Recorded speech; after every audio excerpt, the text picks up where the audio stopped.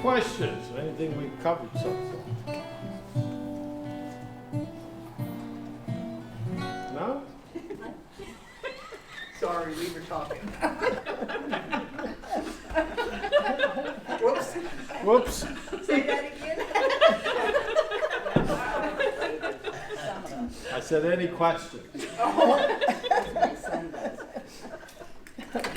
you were in this little class.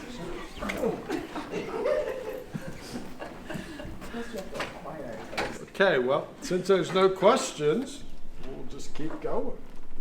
We're on the fourth reason why we should not worry. We've covered 3 of them so far. In Matthew chapter 6, let me just read you the verses, and it says, "Why take ye thought for raiment? Why take ye thought for clothes? Consider the lilies of the field, how they grow. They toil not, neither do they spin. Yet I say unto you that even Solomon in all his glory was not arrayed like one of these. Wherefore, if God so clothes the grass of the field, which today is and tomorrow is cast into the oven, shall he not much more clothe you, O ye of little faith?" And just to really tie the whole thing, the fourth reason we should not worry, it shows no faith. It shows no faith. It shows little faith. It shows that our faith hasn't developed because we're not trusting God. When we worry, it means our trust is in something else. Our trust is in the things of this world. When we worry, we're looking somewhere else. And that's the whole premise of everything that God is talking about. Jesus is telling us that when we worry, that should be a sign. Should be a sign to us that we're somewhere where we're not supposed to be. Our mind and our heart is off somewhere else. And we're not trusting God. We're not believing God. We're not trusting in the promises of God. Because when we're trusting in those things, we should be at peace. And when we're worried about things that are going on in the world and things that are going on the news and things that are going on in our neighborhood and everything else, it means we're not trusting God because God has everything under control. And again, Jesus here uses, just as he used the sparrows, he uses the lilies of the field. He uses nature. He uses nature to teach us a lesson.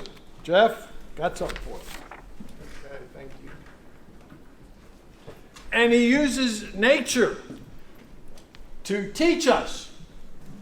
He uses nature to talk to us because we do. Jesus draws our attention to flowers. And do you ever just sit and watch?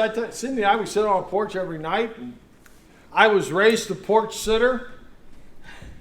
I'll probably die a porch sitter. My kids are worried that when I get old, I'll be asleep on the porch. But I was. Growing up, we always sat on a porch. I grew up in Waxham in the city. We sit on a porch. I still live in the city. We still sit on a porch. And we watch the birds. Nature that's God's handiwork. We love to go sit on the porch about 8:15, 8:30. And they're almost finished now, but just the lightning bugs. How that little bug can shine such a bright light in the darkness. And it's amazing. And the birds and the flowers and everything else. And God takes care of them. God watches out for them. We tell you, I would watch the birds and not one of them worry. Ed and Suzanne come over to the house yesterday and we sat on the porch right next to our flowers and we didn't hear one of them groan. Did you hear any of them groan? We didn't hear them groan and stress and to try to grow. They just did it naturally. Why? Because that was inbred in them. God taught them. God showed them. God inbred that in them, and they just do what God ordained them to do. And the Bible tells us, Jesus tells us, Solomon in all his glory doesn't even compare to the beauty of nature, the beauty that was around them. And so Jesus says, why do you worry? Why? Why take you anxious thought for your clothes? Pastor Jim talks about it this morning. We have a closet full of clothes. We do. And we open up the closet and we turn around, and what's the first thing we say? I don't have nothing to wear. I don't have anything to wear.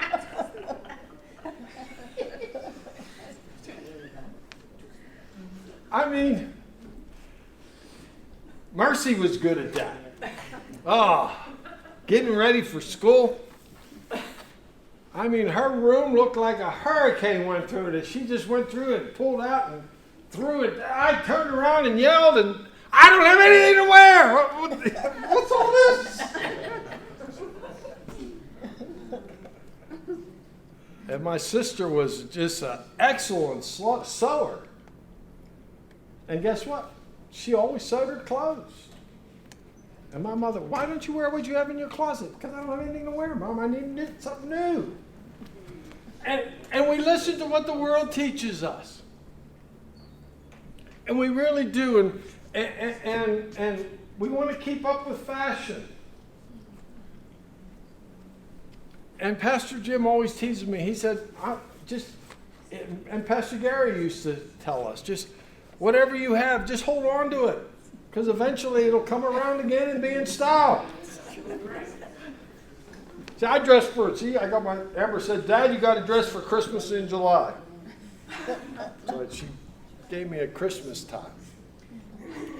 But we were watching, I wasn't watching, but Cindy was watching.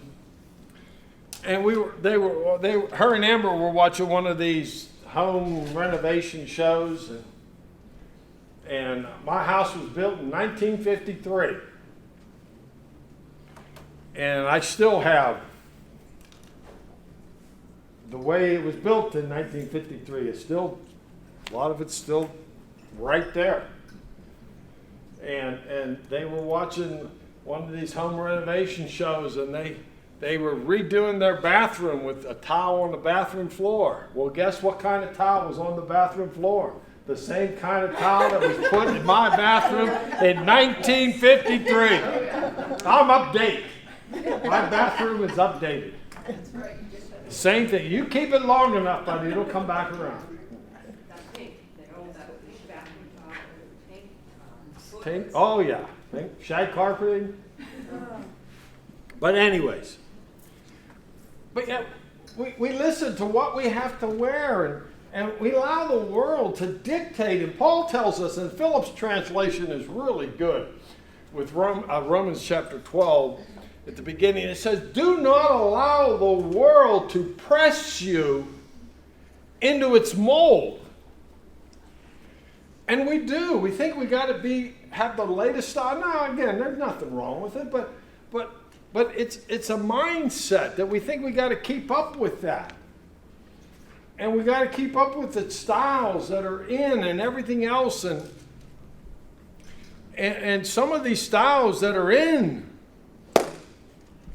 enough said. Yeah. And so Jesus comes to his people, the mountain, like we talked about it, the mountainside is full. And he just comes and says, why are you worried about clothes? Why are you worried about clothes? And it's in the form of a question. And it has the force of a prohibition. Why? Why are you worried? Why? Are you covered? That should be enough. Is it the latest style? Maybe not. But why are you worried about it? At least you're covered. At least you have clothes. Be thankful. I love this morning's sermon. For you that weren't here, you will hear it. It is excellent. And the whole thing is based on everything we've been covering for the last couple of weeks. And it's just the value of gratitude. And a lot of times we're not grateful for what we have. Because we're always looking at what we don't have. And we were talking the other day, I don't even know who I was talking with, but we were talking the other day, and the people that have nothing. I don't know if you've ever been to the foreign mission field or anything like that, but we were the first team that was in Haiti. And they have nothing. And I've never met such happy people. They have nothing. They have a mud floor that you could eat off of. It was so clean. They had the minimal amount of clothes. And they were absolutely spotless. And if you needed it, they gave it to you. They struggled to get food every day. But if you came to their house, guess who got to eat first? You did. And if there was nothing left over, no complaints. They were happy. And we have so much. I had a friend that came and visited me one time, and he was incarcerated for most of his life in one prison or another. And I'll never forget, I took him to Walmart when it first opened. It was like a foreigner that never went in. Well, he never was. He never was in a store. He never was out of prison long enough to even get a driver's license. And he went into Walmart and he just walked around,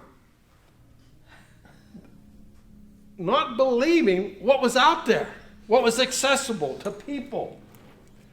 Because he didn't have any of that stuff. He never had any of that stuff.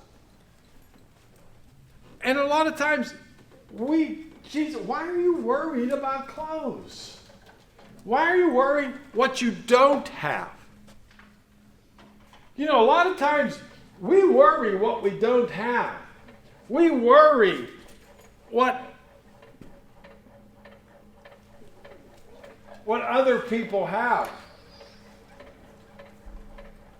But when we get what other people have, we find out we got what other people have that we didn't see. We were watching a TV show last night. It was, I don't even know what it was called. My House, Your House. I don't know. Anyways, whatever it was called. And this people, they wanted to turn, because they were both teachers. They were never home all summer, and they were gone every holiday. So they wanted to turn their house and their apartment into rentals.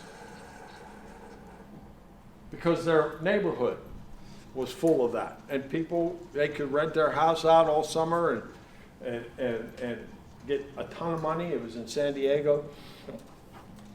And so they did. The house was absolutely gorgeous, and the apartment was unbelievable.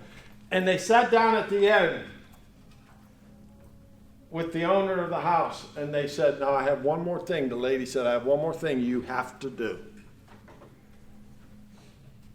And he says, "What's that?" "We got our house. It looks even more beautiful than the entire neighborhood. We got just what we wanted. And it's absolutely beautiful." Now, she says, "You need one more thing. You need to pay a professional cleaning service to clean your house all the time." I do. Well, yeah. How do you think all your neighbors keep their houses on the San Diego website for short-term rentals? Because when they take a picture of it, and then when people come, their house is absolutely spotless. Because they are trained to clean in areas that the normal person doesn't. And one bad review, and you might as well just shut your whole website down. Well, I never thought of that. See, he wanted a house that looked like everybody else's house. But he forgot that that house was going to cost him extra money. Because what he didn't know that is every one of those houses had a professional cleaning service. And you see, a lot of times we wish we had what other people have. And then when we get it, we find out that we got exactly what other people have. And we got all the headaches that go with it. And we got all of this other stuff that goes with everything else that we didn't know was tied into that. And so Jesus comes, and again he asks the same simple question over and over and over again. Why? Because we're thick-headed. Why are you worried? Why? You worry about food. You worry about clothes. You worry about this and you worry about that. Why? Why? Continually repeating Jesus' statement over and over and over. Why? I wrote, because we are unwilling to listen to his command. How many of us lived this week without worrying? Don't look at me. I don't think I made it home from church last Sunday. And yeah, we were talking. And what did Jesus tell us last week? Stop what you're doing and don't ever start it again. What were you doing? Worrying. Why? Because it changes nothing for the good. So stop it. And when you begin, stop it immediately. Did we listen? No. No. Why? Because a lot of times we think if we're not worried, What are we going to do? yeah, what are we going to do? That's what Karen asked me last week. If I'm not worried, what are we going to do? What do I do with my time? Yeah. We're not worrying in the middle of chaos. Sometimes we think, oh my gosh, Yeah. something's wrong, and it's not. What am I doing wrong? What's going on here? Why am I worked up? Why am I not antsy? Why am I pulling my hair out? What is going on? And yet we do it because we don't listen. We don't take God at his word. We don't. And then then the second reason why Jesus has to keep repeating and repeating and repeating it is because we are so easily enslaved in it. We talked about it. If we don't stop it immediately, we're down a path that we wish we never went down. We're thinking the worst. Pastor Gary always used to say, fear, false evidence appearing real. We're worried about things that never might ever happen. Jeff. I had a moment not too long ago that I was doing something, and God has a way sometimes of opening our conscience to certain things. And I stopped and I said, God, I was on this thought for probably, I don't know, if it was 5 minutes, 10 minutes, but it was way too long.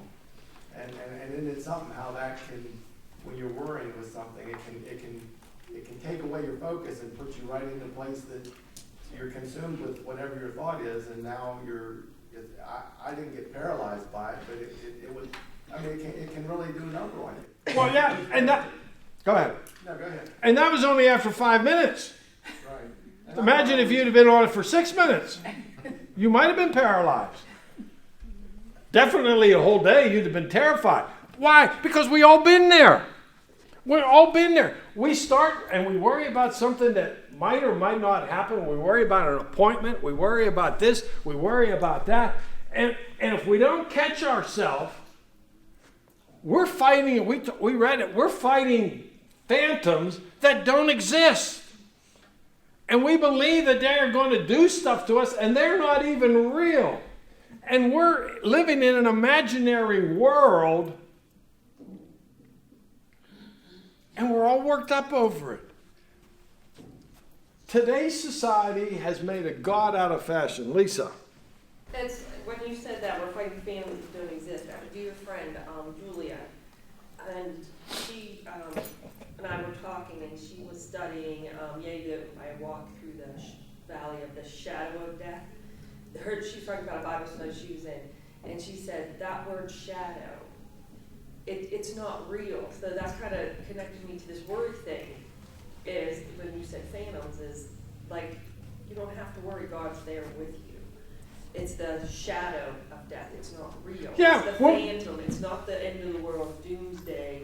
But the devil wants you to think that. He does. He wants you to think He wants you to be scared, because that fear feeds him. Oh, it does. And when we're fearful, we're not living in faith. And when we're not living in faith, whether you believe it or not, the Bible says if it's not of faith, it is sin. And yet, how many times do we confess, Lord, forgive me, I've sinned, I've worried? Because the world teaches us that we almost need to worry. That if we don't worry, if we don't have anxiety, if we're not fearful, then there's something wrong with us. And so Jesus very practical. Why? Because Jesus knows that eventually the world would make a God out of fashion, and that's exactly what we have. We have a God out of fashion. And again, I look where we are. I look at what has happened to our society.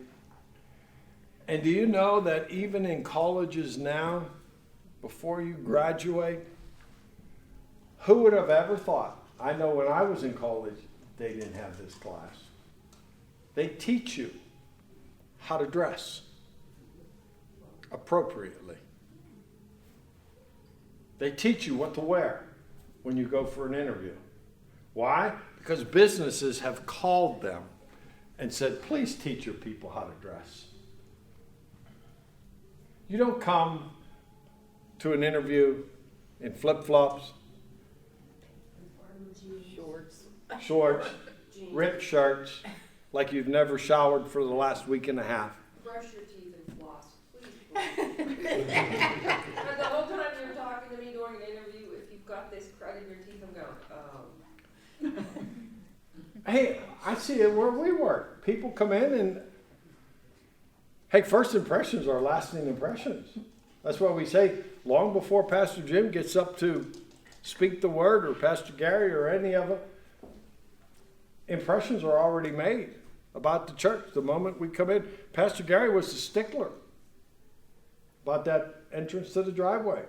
There better not have been a cup out there, a piece of paper out there that blew from somewhere else, and somebody that turned into that place that got here didn't stop it. Many times I'd have to go around him because he got here first, and he'd stop, get out, and pick it up. Because that's people's first impression. And we have classes now where we teach people how to dress. We have classes now that teach people how to talk, because we don't know how to carry on a conversation today. Because we can only carry on a conversation with our thumbs. You'd be surprised, because my boss started when I started it. And you'd be surprised. I had her out in a route the other day. And how many times she'll sit down with an interview and they can't even get a sentence out of somebody. They can't put two words together that make sense because they don't know how to talk. At the hospital, they used to give us papers scripted, what we're supposed to say, because people don't know how to be courteous and be nice to people. Yeah. We don't. They do. We were talking last night. I mean, there's a ton of kids in our neighborhood. Where are they? Yeah, you look at sports venues now, it doesn't matter if it's hockey, baseball, or what, they're having to put up perimeters and safety nets now because people sitting there are supposed to be going to watch a baseball or football, hockey, they're not paying no attention. They're there playing around and they pan the camera. I mean, now they don't know what to do because people's getting hit with balls more than they ever did. You know, so we have to go into the Oh, gotta protect it from ourselves. yeah. I told you we're driving down 22 in Monroeville, and there's this guy. He's just coming up. Didn't stop. Someone blew the horn at him, and he looked at him like, "What are you blowing the horn at me for?" Hey, we were on Forbes Avenue, and a girl walked right into a car. Oh. You see them walk into doors? Because they're so... And we have gotten caught... Now, is there anything wrong with that stuff? No, there really isn't. There is. I make fun of it and everything else. And someone found a flip phone at the post office.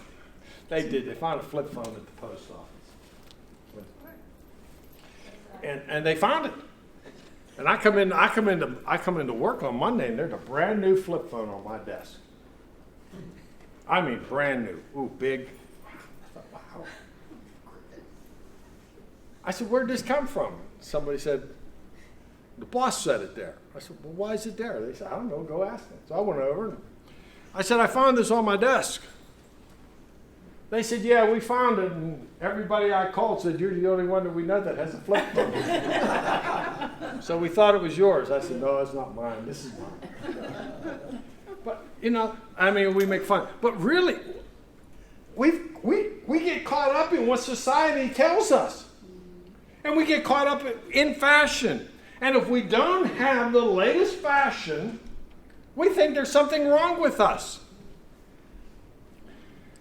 And I'm sorry, but some of this latest fashion isn't worth our while to put on. But yet we have people that go by that. And Jesus said, why are you worried? And he uses Solomon, and he said, Solomon, in all of his glory, in all of his arraignment, just read. I mean, when the Queen of Sheba came to Solomon, she left speechless because of what she saw. What her eyes encountered, as to the way they dressed, as to the setting of their table, as to their clothes, as to the opulence of everything. And God gave it all to Solomon. And she was speechless. And Jesus said, even Solomon, in all that, doesn't even compare to the glory of what nature can do. The lilies of the field. And then Jesus comes and Jesus says this, consider. Means to meditate. Meditate on this. Why are we worried? Because we haven't subscribed to what the world tells us we should be wearing. Do you know that a lot of times if we subscribe to what the world tells us, we are going to end up in trouble? Yet, we believe what the world tells us, and we doubt what God tells us. And just been praying about it. But remember Paul, when Paul was on the ship, and they were getting ready. I wrote it here this morning, because I'll be preaching here. But Acts 27, when Paul was on the ship, they were debating whether to leave or not.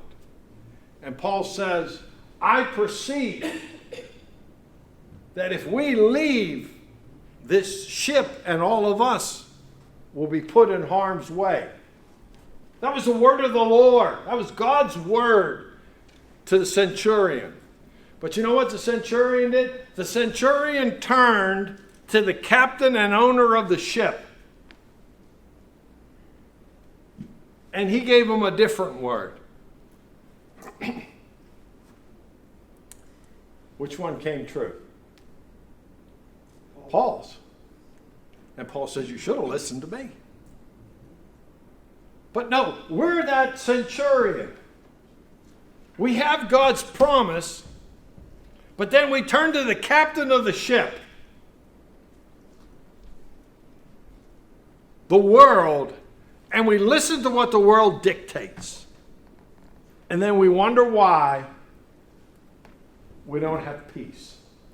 We wonder why we're fretful. We wonder why our lives are turned upside down.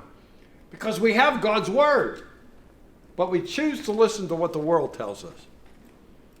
We choose to allow what Paul tells us, don't let happen. Don't let the world press you and compress you into its mold. And that's exactly what we have allowed to happen. We follow the dictates of the world. And Jesus said, I want you to meditate on this. I really, really, really, really want you to meditate on this. Consider this at the deepest level possible. Note it and accurately learn from it. Look at all the facts and consider it. Jesus causes all the people to focus all their attention on the hillsides that graced everything around them. And Jesus picks the flowers this time. Not the birds, but the flowers. Why? Because I wrote right there. Because of their passiveness. Unlike the birds that are always active and flying around and everything else, they're just passive. They're just there.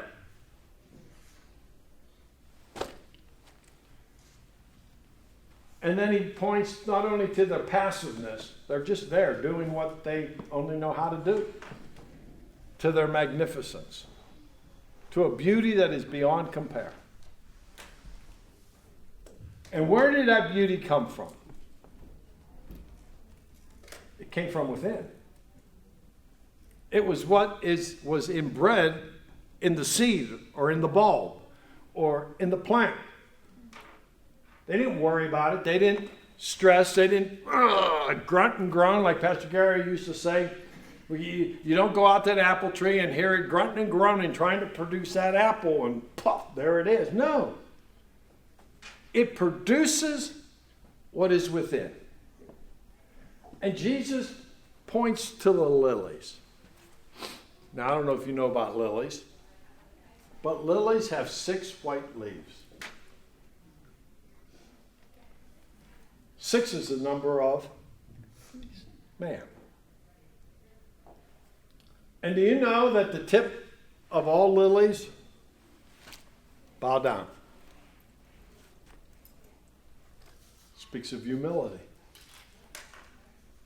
But inside that lily, inside, the 6, which represents the number man, are 7 strands of gold. Gold is divinity. Gold is the divine nature.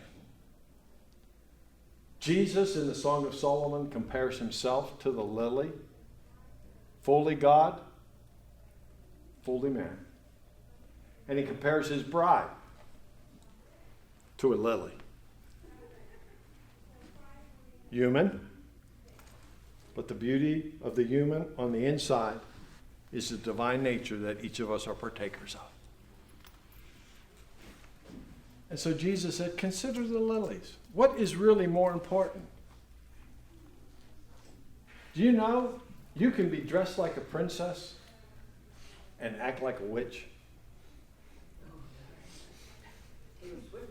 The world wants you to have all poison personality, and you end up with a poison personality. Yeah, you know, and so we have this flower that Jesus is pointing to, and he's pointing to the beauty that is within, because that's more important than all of this. Because this is temporary. I don't know if any of you looked in the mirror, but you're a lot older than you were. You got more wrinkles. I always say I weigh as much as I did when I got married. It just all moved.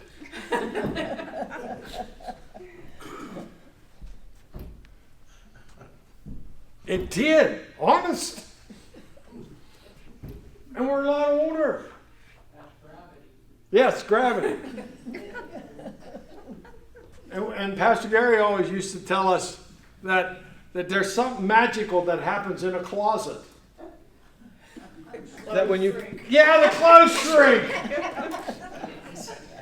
There's something magical that happens in the closet. The next time you pull it out, they don't fit anymore.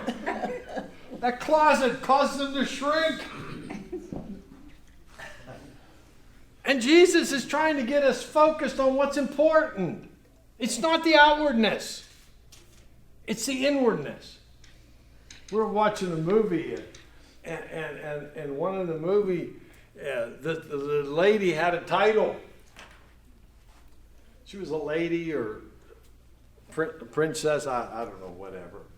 But anyways, the guy come up to her and said, just because you have a title doesn't mean that's what you are.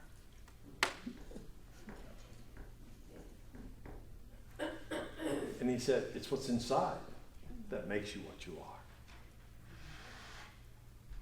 You know, we have people out there, and that's what Jesus is trying to get the people to focus on. It's not these clothes that make you what you are. Now, I believe we ought to be dressed the best that we have. We have.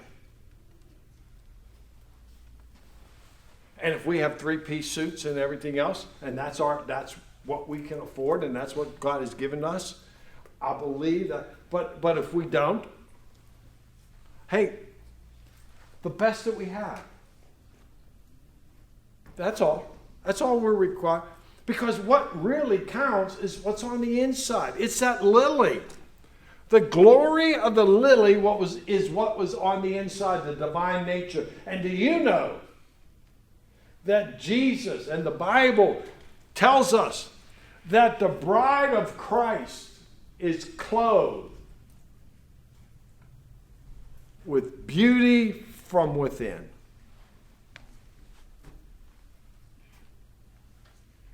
See, it's what's inside that counts. And we spend more time worried about this outward stuff. And can I tell you what? If you do keep it in the closet long enough, it will shrink. And if it doesn't shrink, you may pull it out and it'll have holes in it. Because something will eat at it. Because it will not last forever. But what you have on the inside goes with you to eternity. Goes with you to eternity. And we need to be careful. We need to make sure that what's in here is what's important. And that's what Jesus said. Consider the lilies. It's what's inside that is important. Because inside that lily are 7 strands of gold. That's what's important. The divine nature that each and every one of us partake of. Not $1,000 worth of suits and $1,000 worth of shoes and somebody was I think it was Gene was giving Pastor Jim with fancy jewelry. Yeah. Because Pastor Jim said he was something this morning, and Gene and I told him, no, you aren't real true Pentecostal unless you have a white shirt on with long sleeves.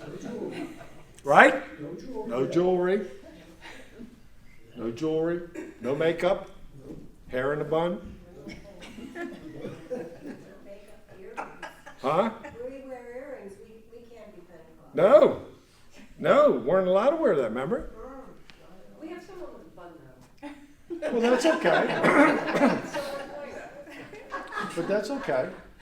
But we were just making fun. We were teasing because how we get so messed up in this external. We think that was that whole thing, that whole holiness of the Pentecostal movement was based on what you looked like. You had to wear long sleeves, long shirts, white shirts. Oh, no, you better not show up in any other color. No slacks for women. Oh my. And then in the 1900s, early 1900s, Amy Semple McPherson came along. And she showed up in church in a motorcycle and makeup. And she said, "What are you looking at me for?" Any old barn needs a good coat of paint once in a while. And she broke the mold. Because she got tired of outwardness. And they were all dressed right. They weren't acting right. They were listening to what people told them how to dress. And Jesus is telling the church the same thing today. Quit listening to how people tell you you need to dress. Quit worrying about it. Make sure you're right on the inside. Make sure the inside is right. Because if the inside is right, it doesn't matter what you look like on the outside. I think we all have met people in our lives who could wear a potato sack. And we don't even notice it because they're so beautiful. They are. That we are drawn to them because They just glow. It's not the clothes. The clothes don't make them, they used to say clothes make the man. No, they don't. They don't make the man. But that's what the world wants us to, because it is a multi-billion-dollar business. Believe me, I know. I deliver them. But it doesn't make the man. What's on the inside? That's what makes the man. So Jesus simply said, why are you worried? Just consider. Consider the lily. Look at the lily. There it is. It's type of your life. 6 white leaves. The purity is based on what? The 7 gold strands that are on the inside of it. And the end of it is bowed down in humility. In humility. Can turn to Proverbs, and this is where we're quick. Turn to Proverbs 22. I've been milling on this. 2 graces and 3 benefits. That's the title of it. But look at this. 2 graces, 3 benefits. Proverbs 22.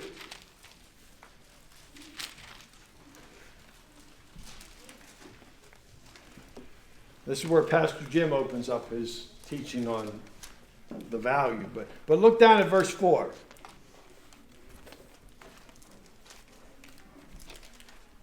By humility, by humbleness, by being humble, and the fear of the Lord.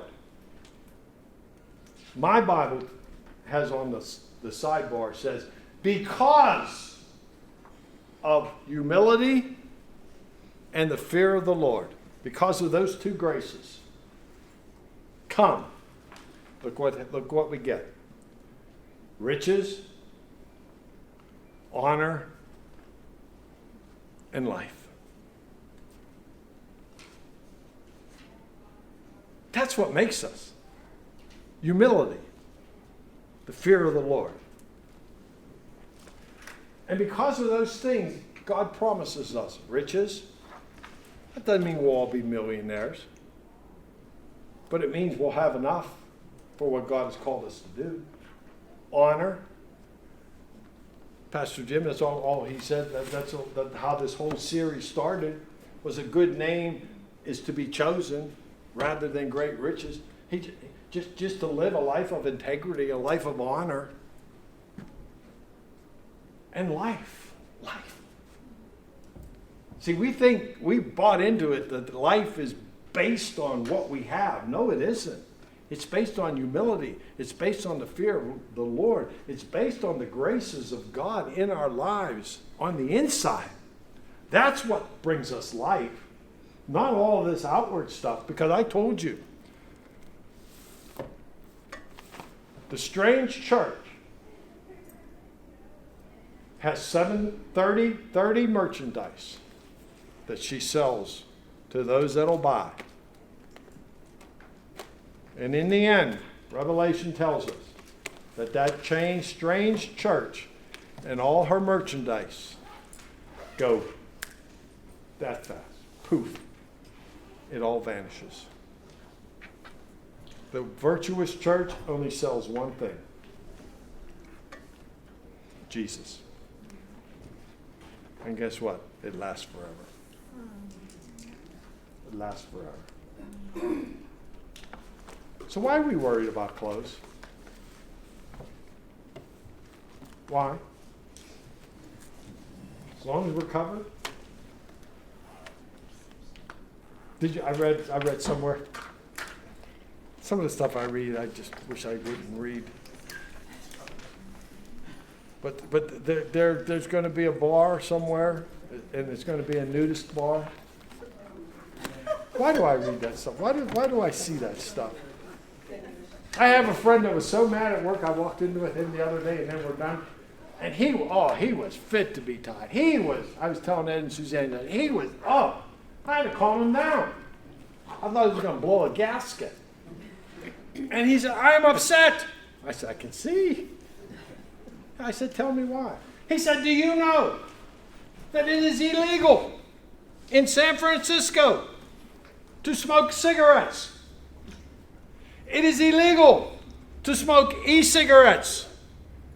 But it is completely legal to smoke as much marijuana as you want. He said, what have we come to? Unfortunately, you smoke marijuana. Colorado, isn't that what you were saying this morning when we were talking? Yep. Colorado, they're having a big problem. And now we got a lieutenant governor who wants to pass and make it legal. Smoke and drive. Smoke and drive. I thought this was something a friend of mine said yesterday. Yes, and once they're talking about medical, or they're talking about marijuana here, opening a factory down across Broad Street.